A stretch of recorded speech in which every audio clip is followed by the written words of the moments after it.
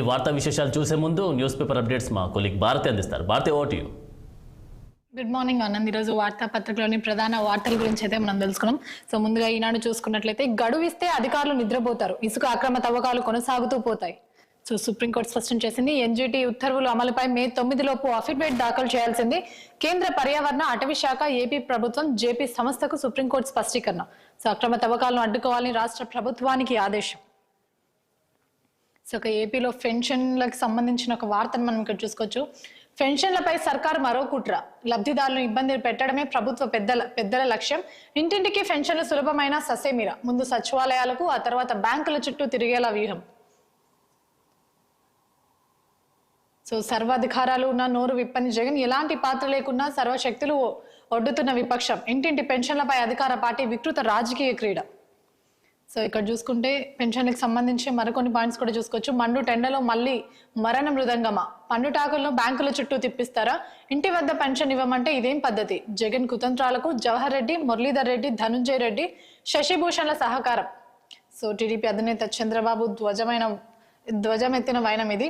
So ఇక్కడ చూసుకుంటే వైకాపాకు కాలం చెల్లింది, అభ్యర్థులకు డిపాజిట్లు గల్లంతవుతాయి, మార్పు కోరుకుంటున్న ప్రజలు, డోన్ నందికొట్కూరు సభలో టీడీపీ అధినేత చంద్రబాబు చేసిన కామెంట్స్ ఇవి. సో కాపు కాస్తారని కాటేశారు. జగన్ కాపులకు చేసిన దగా అంతా ఇంత కాదు, 10,000 కోట్లు ఖర్చు చేస్తానని మేనిఫెస్టోలో హామీ ఇచ్చింది, 2,000 కోట్లు మాత్రమే. సో టీడీపీ అమలు చేసిన పథకాలు కూడా ఎత్తివేత. సో ఇక్కడ చూసుకుంటే కుట్రల కూటమితో యుద్ధం, ఎవరి వల్ల మేలు జరిగితే వాళ్ళకే ఓటు వేయండి. చోడవరం, అంబాజీపేట, పొన్నూరు సభలో సీఎం జగన్. సో ఎన్డీఏ ఉమ్మడి మేనిఫెస్టో నేడు రిలీజ్ అని కూడా మనం వార్తను చూసుకోవచ్చు. చంద్రబాబు నివాసంలో విడుదల, హాజరు కానున్న కూటమి నేతలు. ఇప్పటికే సూపర్ 6 విస్తృత ప్రచారం, ఉద్యోగాలు, సంక్షేమం, అభివృద్ధి సంహితలతో నేటి అవసరాలు, రేపటి ఆకాంక్షలు తో ప్రణాళిక సిద్ధమైనట్టు కూడా మనకి ఇక్కడ తెలుస్తుంది. సో ఇక ఆంధ్రజ్యోతిలో ప్రధానంగా చూసుకుంటే సో ఇక్కడ కూడా పెన్షన్లకి సంబంధించిన ఒక వార్తను మనం చూసుకోవచ్చు. ఇంటింటికి వచ్చి ఇచ్చేందుకు ఇంకేం బాధ, పెన్షన్లపై ఎందుకు ఈ వికృతి కీడ అని కూడా ఒక ప్రధానంగా వార్తను చూసుకోవచ్చు. అవ్వాతాతలను బ్యాంకుల చుట్టూ తిప్పాలా, రేపటి ఖజానాకు కావాల్సిన నిధులు, ఇంటింటి పంపిణీకి సచివాలయ సిబ్బంది సిద్ధం, 1-2 రోజుల్లోనే పూర్తి చేయగలమని వెల్లడి. జాబ్ చార్ట్ లో లేని పనులెన్నో చేస్తున్నారు, మద్యం షాపుల ముందు మమ్మల్ని నిలబెట్టారు, పెన్షన్ పంపిణీకి మాత్రం మేము పనికిరామా, బ్యాంక్ ఖాతాల్లో వేయడం రాజకీయమే. సో సచివాలయ సిబ్బంది కామెంట్స్ అని కూడా మనం ఇక్కడ చూసుకోవచ్చు. సో ఇక ఏదైతే నిన్న చంద్రబాబుకు సంబంధించిన యాత్ర జరిగిందో దానికి సంబంధించి ప్రచారానికి సంబంధించి వార్త ఇది. సో ఉద్యోగాలకు అండగా అంటూ చంద్రబాబు కామెంట్ చేశారు. సిపిఎస్ పై ప్రత్యేక విధానం, సకాలంలో పిఆర్సి పెన్షన్ ఇస్తాం, ఉద్యోగాల పాలిట రాక్షసుడిగా జగన్, వారంలో సిపిఎస్ రద్దన్నారు, అలాంటి వారాలెన్నో చాలా పోయాయి. ఫిట్మెంట్ ఇవ్వకుండా ఇబ్బందులు, 25,000 కోట్లకు పైగా బకాయిలు, ఒక నెలలోనూ ఒక పెన్షన్ ఇవ్వలేదు, మద్యం చాపుల ముందు టీచర్ల కాపలా, ప్రజల భూములు కొట్టేసేందుకు పన్నాగం. గత ఎన్నికల్లో కోడికత్తి డ్రామా, ఇప్పుడేమో గులకరాయి డ్రామా, పిట్ట కథలు బుగ్గన, తిన్నదంతా కక్కిస్తా. సో ప్రజాగలంలో టీడీపీ అధినేత చంద్రబాబు హెచ్చరికను కూడా మనం చూసుకోవచ్చు. సో ఇక్కడ చూసుకుంటే వృద్ధుల ప్రాణాలతో చెలగాటమా, పెన్షన్ డబ్బు బ్యాంకు ఖాతాలో వేస్తారా, అన్ని గ్రామాల్లో బ్యాంకులు ఉన్నాయా, 5 నుంచి 10 కిలోమీటర్లు వెళ్ళాలి, గత నెలలో 33 మంది చనిపోయారు, ఇంటి వద్దే పెన్షన్ల పంపిణీ చేయాలి అంటూ కూడా ఆయన హెచ్చరికలు అయితే జారీ చేసినట్టు తెలుస్తుంది.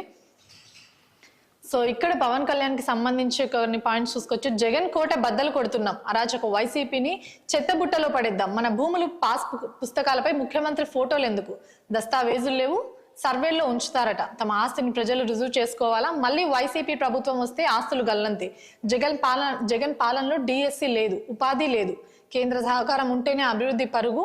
సో కాకినాడ, ఏలూరు సభల్లో పవన్ కళ్యాణ్ చేసిన కామెంట్స్ ఇవి జగన్ పైన.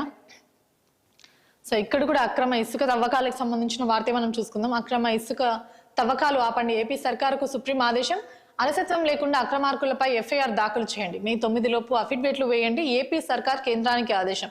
ఎన్నికల నేపథ్యంలో సమయం కోరిన ప్రభుత్వ న్యాయవాదిపై కోర్టు ఆగ్రహం, ఎన్నికల కన్నా పర్యావరణమే ముఖ్యమని వ్యాఖ్య. సో ఇక్కడ చూసుకుంటే న్యాయానికి జగన్ సంఖ్యలు, సివిల్ కోర్టులో ప్రమేయాన్ని నిషేధించిన టైటిల్ చట్టం, కొత్త చట్టంలో రైతులకు న్యాయం పొందే హక్కు నిరాకరణ, భూ సమస్య వస్తే ఇక అధికారుల దయపైనే ఆధారం, అధికారి నిర్ణయం నచ్చకపోతే ల్యాండ్ అప్పీల కోసం ఏళ్ల తరబడి అధికారులు చుట్టూ తిరగాల్సిందే, చివరికి పరిష్కారంగానే హైకోర్టుకి వెళ్లే అవకాశం, సో టైటిల్ అధికారులు సూపర్ పవర్.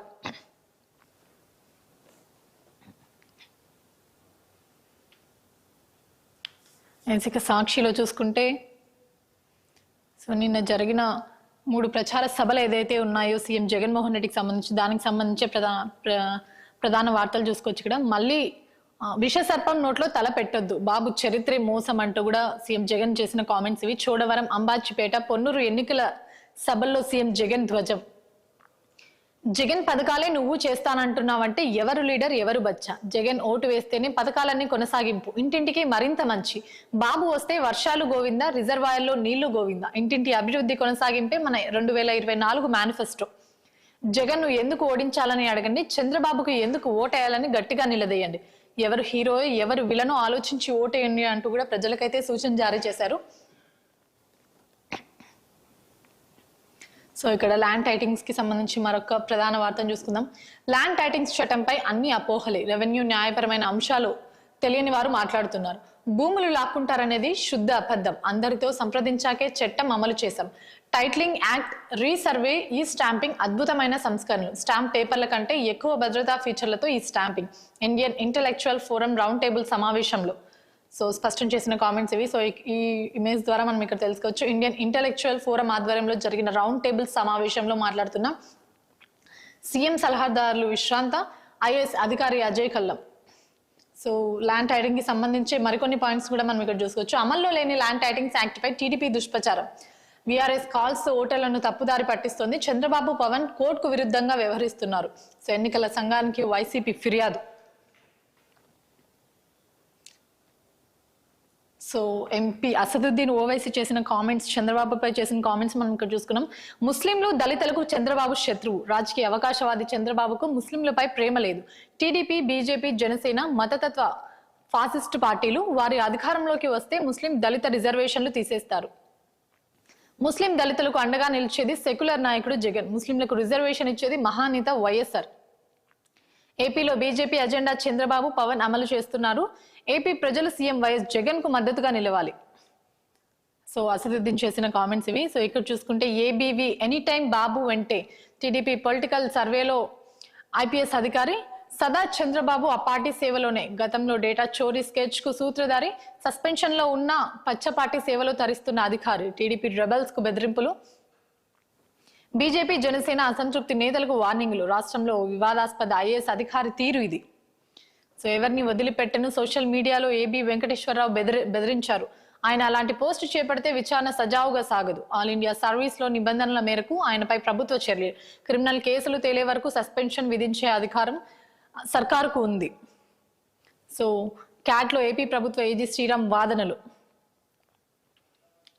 సో విశ్వసనీయతే విజయానికి మెట్టు అంటూ కూడా సీఎం జగన్ చేసిన కామెంట్స్ ఇవి. ఎన్నికల చరిత్ర చెబుతోంది ఇది. 2019 ఎన్నికల్లో 2 పేజీలతో మేనిఫెస్టో విడుదల చేసిన ముఖ్యమంత్రి వైఎస్ జగన్ అధికారంలోకి వచ్చాక 99% హామీలు అమలు. ఎస్సీ, ఎస్టీ, బీసీ, మైనార్టీ అగ్రవర్గాల పేదల ఆర్థిక పరిస్థితికు నవరత్నాలతో బాటలు. 2024 ఎన్నికల మేనిఫెస్టోలో మరో 5 ఏళ్ల నవరత్నాలను మరింతగా పెంచి కొనసాగిస్తామని హామీ.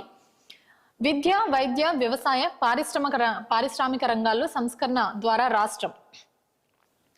సో కానీ సూపర్ 6, సూపర్ 10 అంటూ చంద్రబాబు రోజుకు అడ్డగోలు హామీ. 2014లో ఇచ్చిన 650 హామీల్లో ఒకటి అమలు చేయని టీడీపీ అధినేత.